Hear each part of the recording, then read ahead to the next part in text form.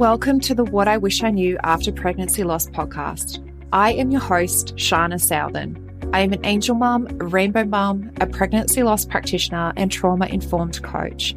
I created the Institute of Healing Through Pregnancy Loss out of my own experience with loss in the hopes to provide understanding and healing, educating people on pregnancy loss, and creating more women or men in trained support roles. In this podcast, I hope to shed light on what I wish I knew in relation to pregnancy loss, opening up the conversation, breaking the stigma, and bringing real-life stories plus guest experts. Thank you for being here with me today, and let's dive into today's episode.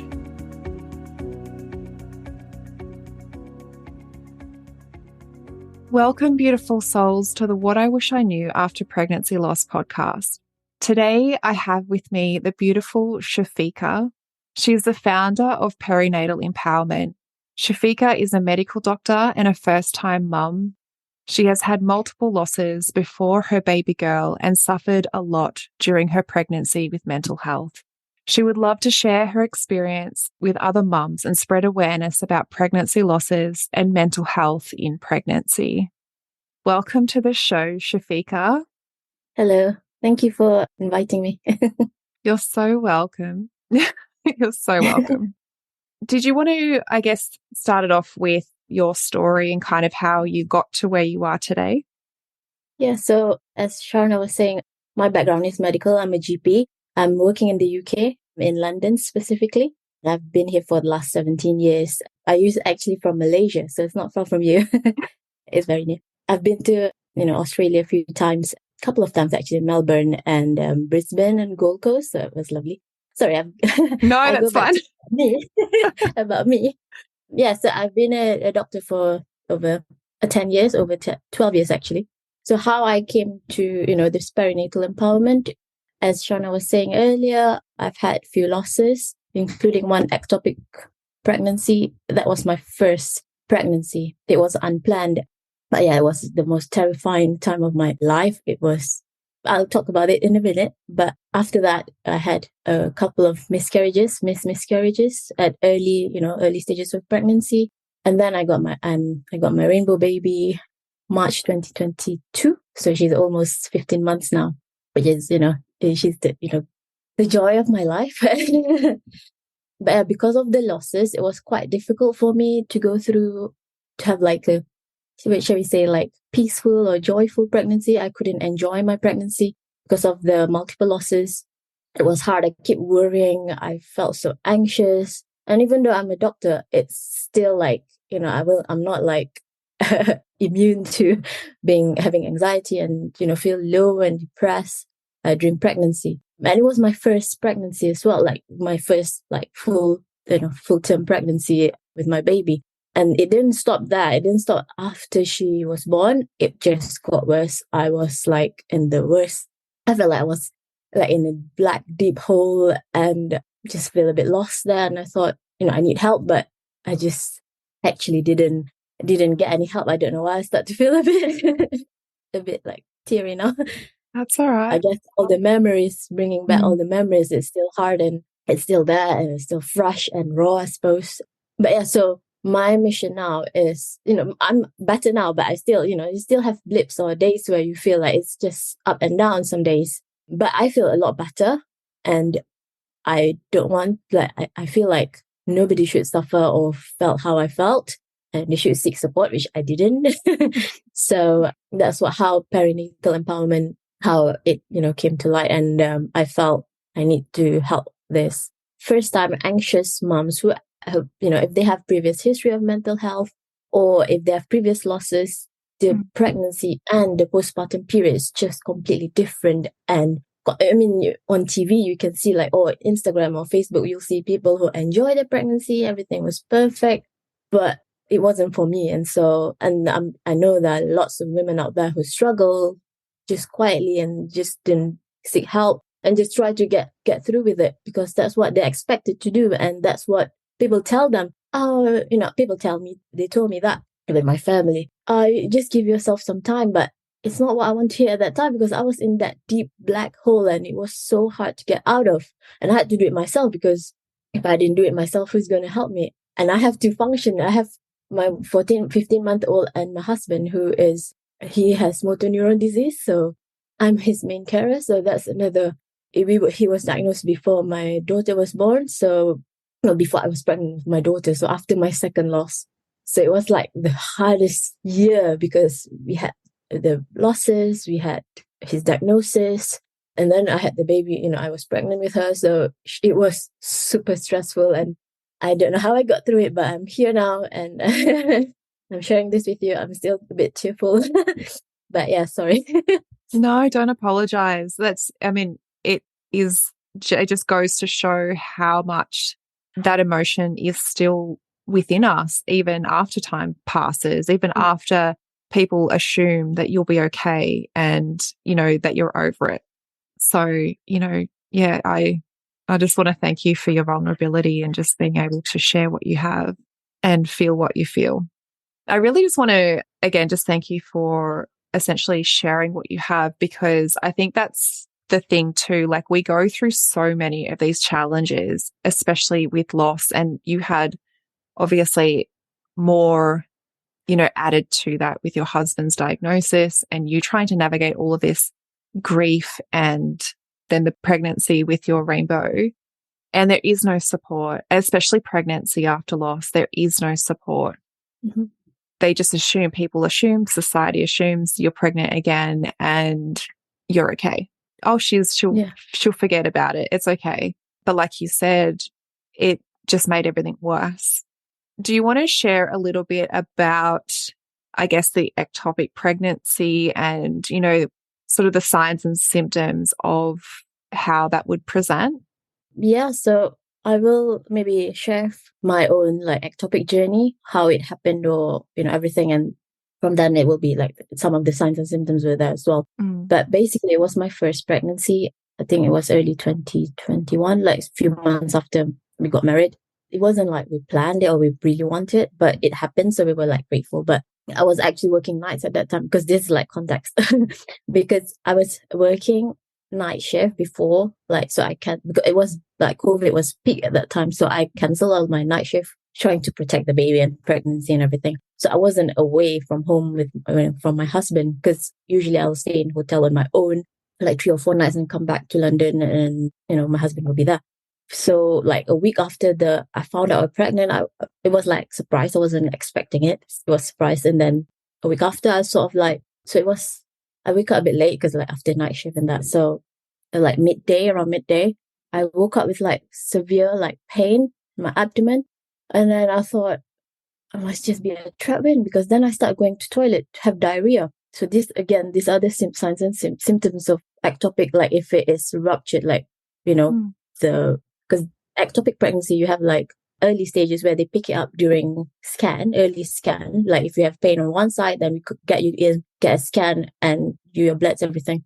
But for me, I didn't have any of that, or it was just went straight to the rupture. So these are the signs and symptoms. So the diarrhea, and I was sweaty. I was feeling unwell, dizzy, couldn't stand. There are like 2 episodes of this where I tried to lay back because I was in denial. I didn't want it to be ectopic. As a doctor, we have been drama. We know that it's a medical emergency. One-sided abdominal pain, nausea, vomiting, diarrhea. This is all this. I was shoulder tip pain. Shoulder tip pain is another symptom of ruptured, where there's blood in your abdomen cavity. So you will sometimes get shoulder tip pain. And I thought, I just lay on that side, so that's why I have the pain. I knew all the symptoms, but I just tried to tell myself, no, it's not, because it's just, I was in denial. It came to the point, so like few hours now, 5, 6 hours now, after that, I still didn't go hospital. I still didn't wake my husband up because he was on night still. I still didn't want to admit that I'm having ectopic. I knew, I definitely knew it was ectopic, because it was different kind of pain. Because I thought it was just trap wind. It would go away. Silly. And then at one point I was trying to have a shower to try and make me feel better. I don't know. But I actually collapsed in the bathtub. Like I actually couldn't stand up after that. Then I actually hit my head as well, like on the bathtub.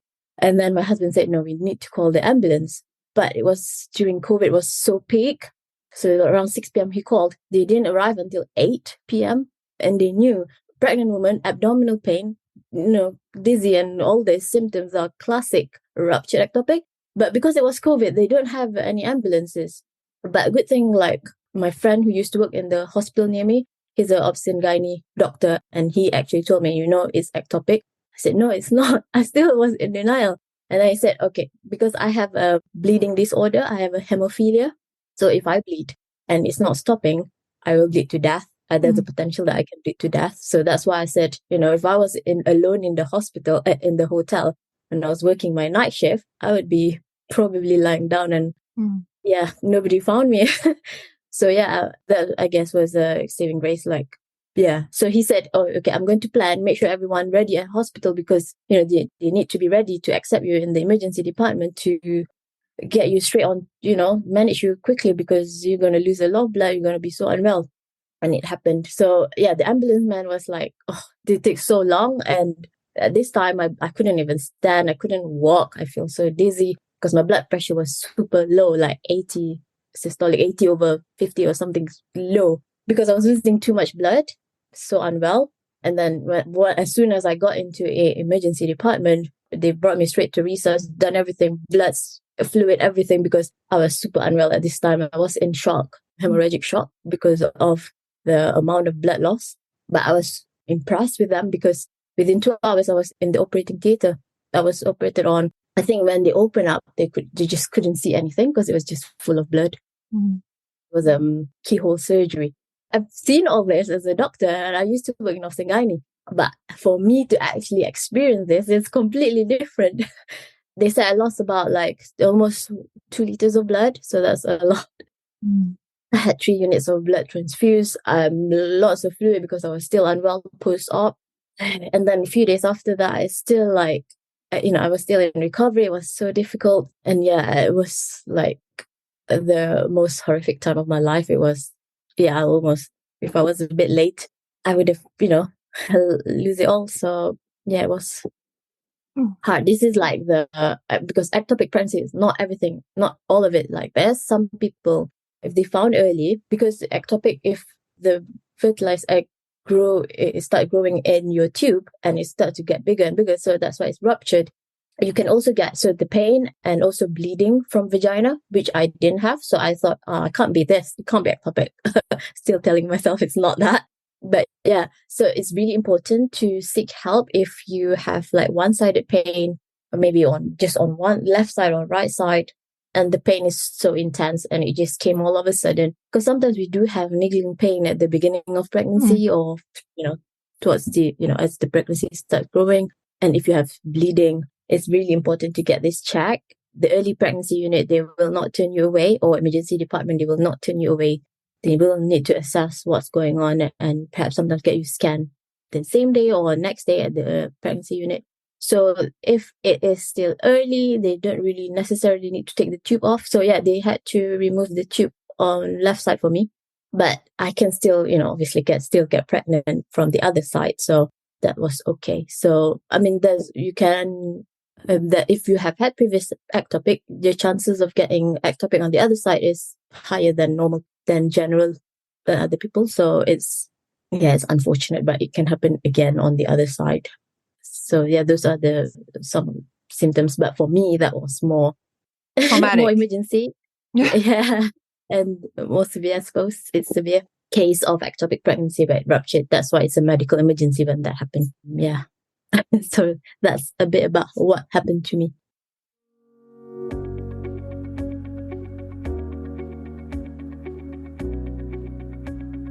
No more feeling like support isn't available to you. No more feeling alone and suffering in silence.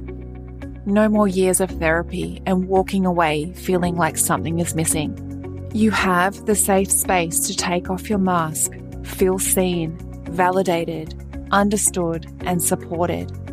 Introducing the self-healing immersion after pregnancy loss, an empowering and transformative 6-week program designed to guide you, the angel mom or dad, on a journey from immense heartache and emotional overwhelm to finding clarity, peace, and calm in your heart, mind, and body. In this program, you'll discover the 6 key elements that unlock healing and help you return to love for yourself and your life. Join us on the self-healing immersion journey and embark on a path of profound healing and self-discovery. Find clarity, peace, and the ability to navigate life's challenges with grace. Don't wait any longer to embrace the life you deserve. Join the self-healing immersion. To enroll into the program, visit our website at www.shanasouthern.com. Follow along on the podcast Instagram page at pregnancyloss_podcast to learn more or find the link in my bio to enroll. And subscribe to the What I Wish I Knew After Pregnancy Loss podcast on your favourite podcast platform. Start your journey towards clarity, peace, and returning to love today. I am ready to guide you.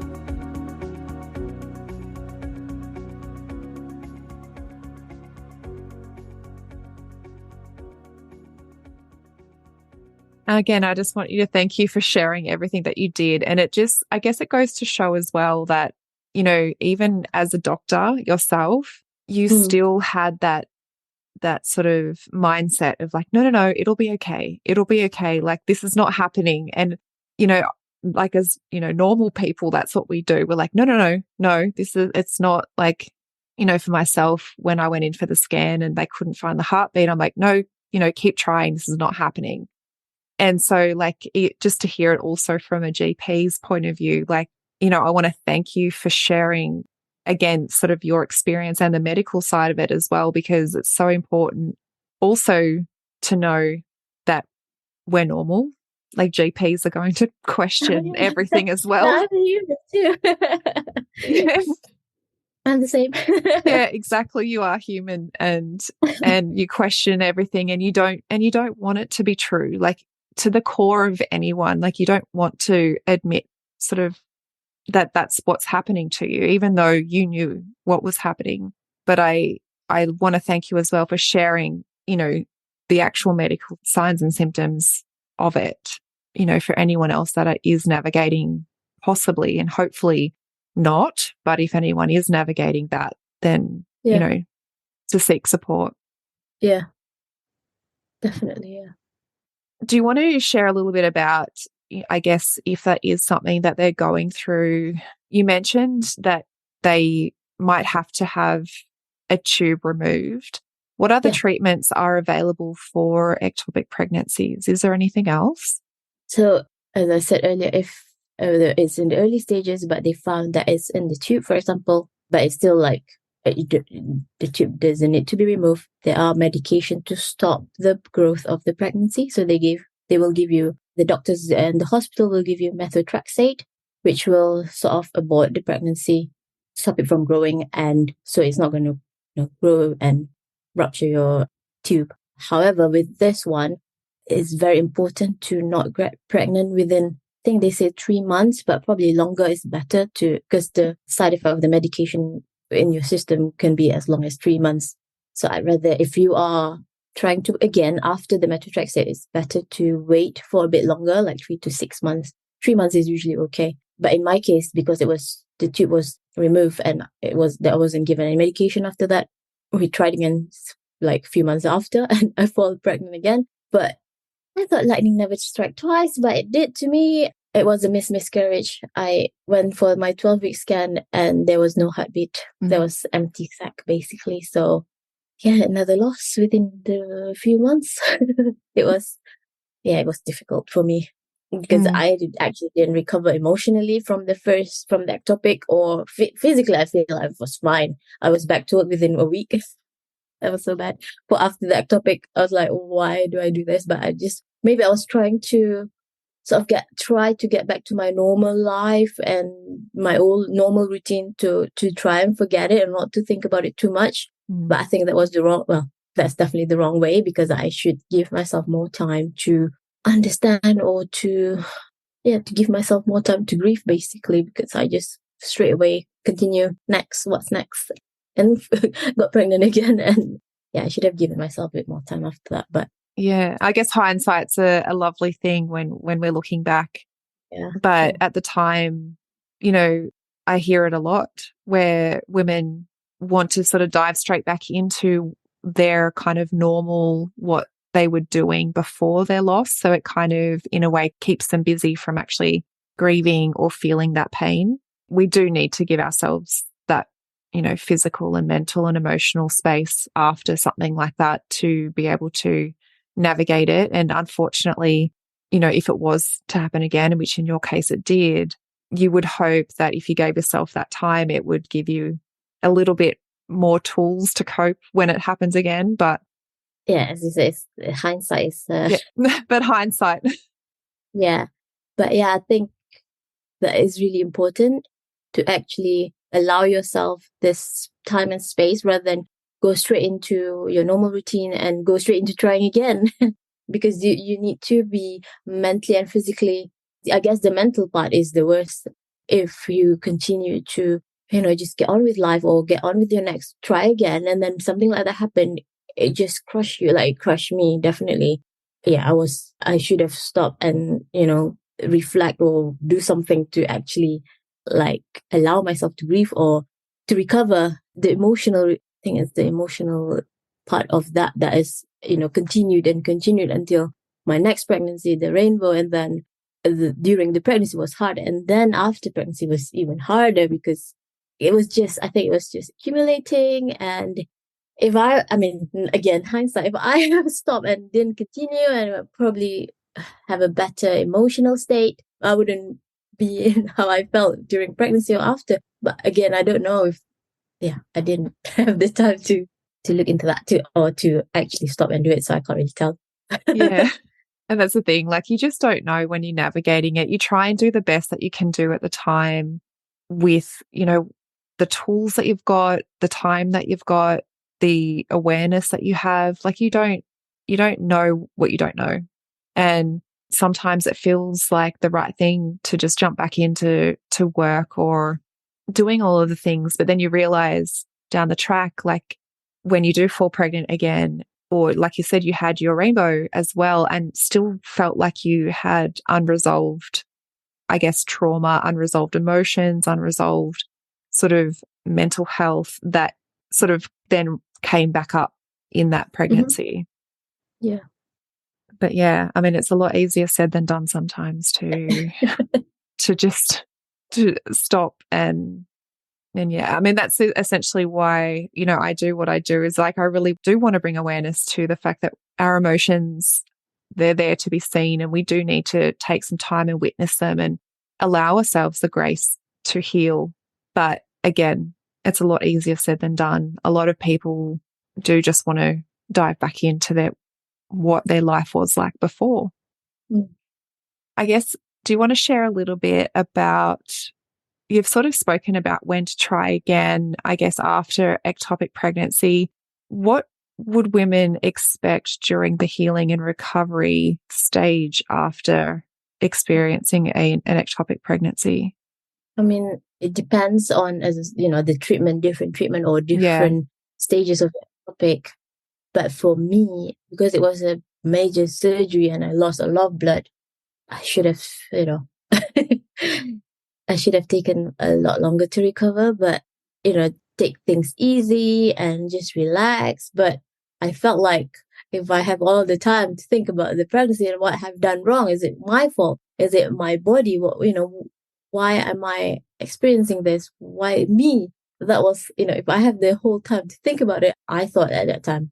Then I start to think, ruminate, and like try and blame myself. Was it me? Was it someone else? Was it something I ate? Yeah. Was something that the medication I take or whatever? Physical recovery varies depend on, the treatment that you're getting.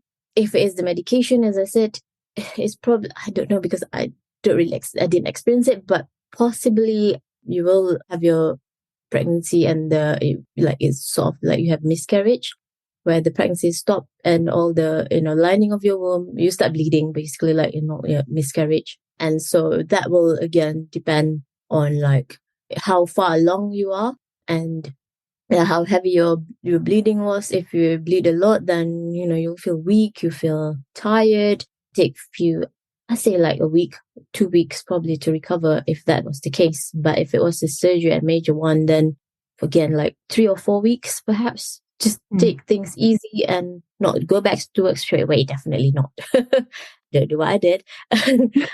But yeah, it really depends. But the physical side, yeah, that's how I sort of estimated and also what's recommended. But in terms of your emotional, psychological, you have to give yourself, time to heal, to recover, to grieve, and get help if you're struggling. If the pregnancy after loss is so hard. So if I can turn back time, I would have sorted my physical and emotional recovery, because I guess like then I went back to work and everyone's doctors and we're all like evidence based, and to be honest, we just like we don't.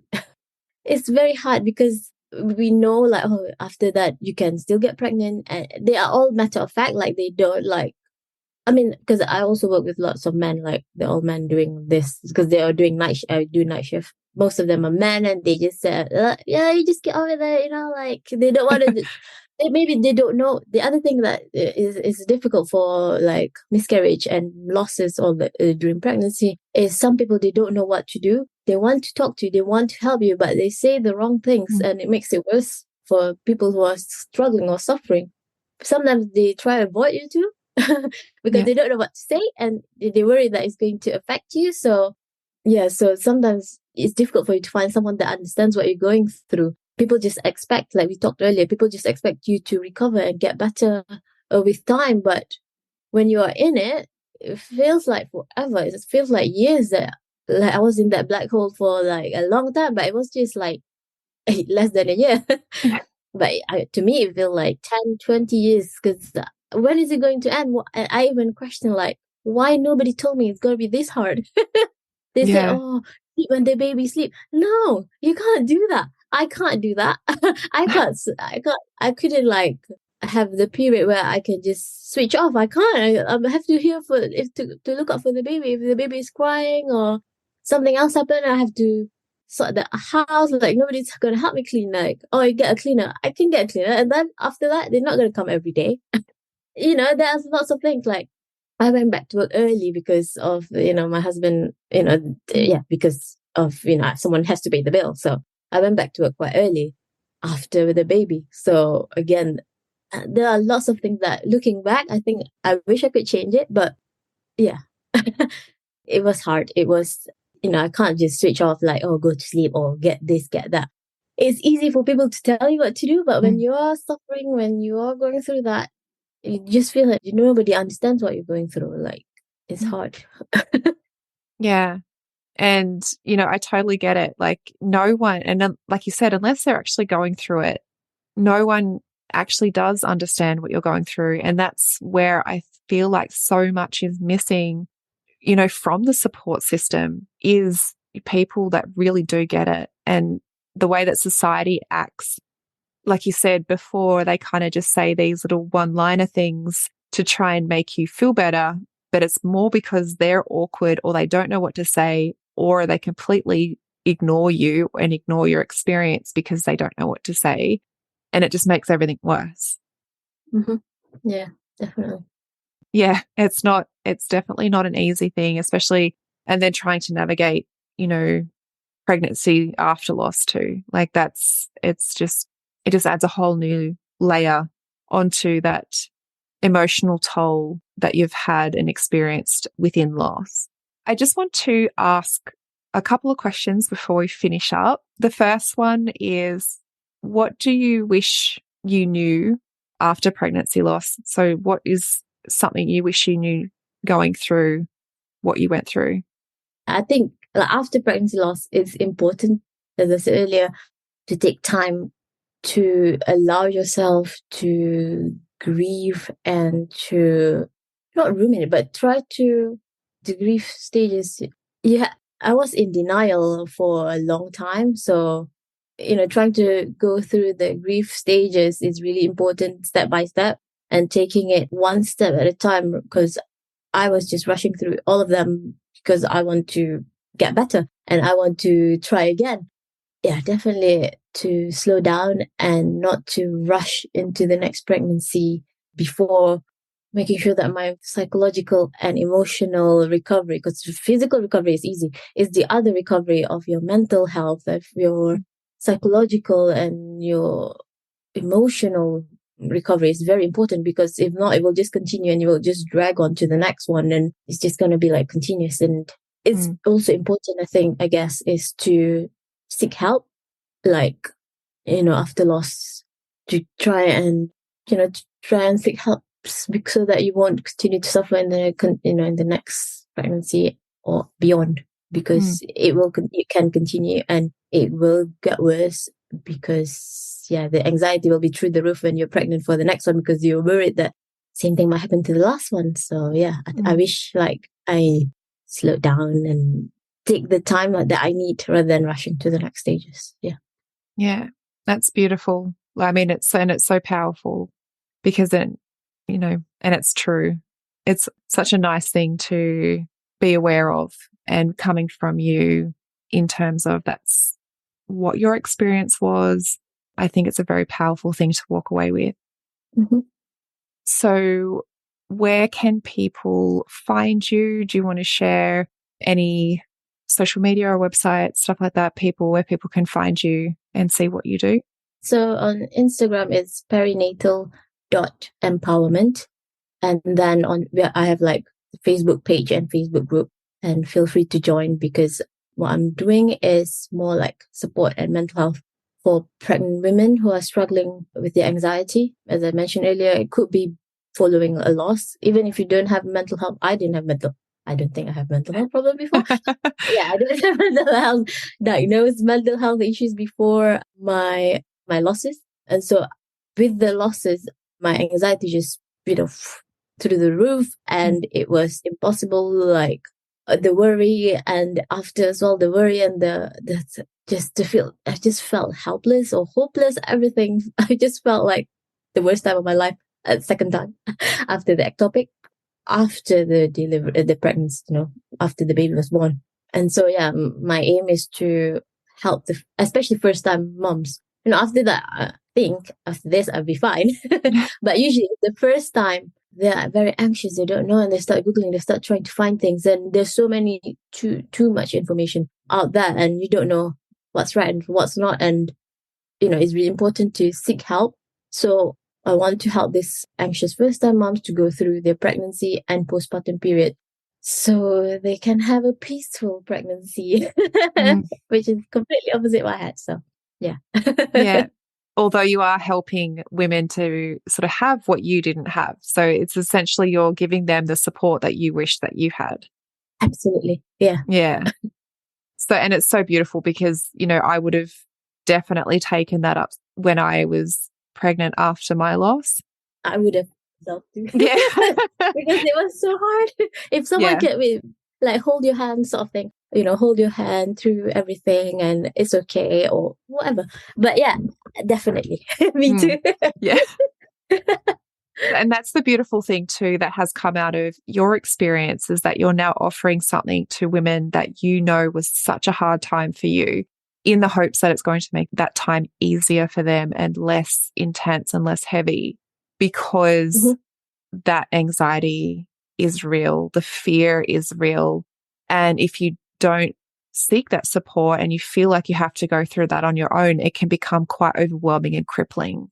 So I encourage anyone that's going through this, navigating pregnancy with those thoughts and feelings of anxiety and fear, if it is pregnancy after loss, to reach out to you and see how you can support them. But I want to thank you, Shafiqah, for being a part of the What I Wish I Knew After Pregnancy Loss podcast.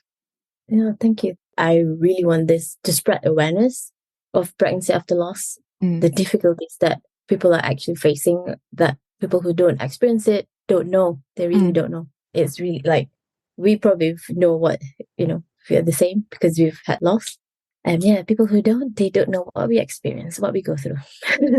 Yeah, exactly. And experiencing loss and then experiencing pregnancy after loss, like they're two completely, I guess, different experiences, but the the fear and the emotions can become so heightened with a pregnancy after loss. And if you haven't gone through that, or you're seeking support from someone that hasn't gone through that, they're not going to really understand what it is that you're going through.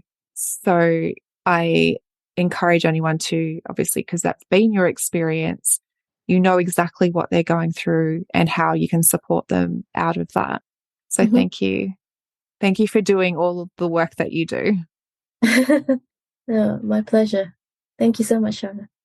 Thank you to all that have listened in. If this episode was valuable to you, I invite you to leave a review on Apple Podcasts, and I look forward to supporting you on the next episode. Thank you for listening in with me today. I hope you found this episode helpful. If you did, I would absolutely love to hear from you. Take a screenshot of this episode, share it to social media, and tag me at Institute of Healing_PL. I love seeing what is resonating with you right now. If you want to chat further, I invite you to connect with me through Instagram. Head over and follow my Instagram account, send me a DM, and let's open the communication. If you want to know more about how you can be the support for others, head to the show notes and fill out the application form for the Pregnancy Loss Practitioner certification. I want to also note here that what I share within the episodes is not medical advice. If you need further support, please consult your doctor. Thank you again. Much love to you. Be gentle with yourself, and I look forward to supporting you on the next episode.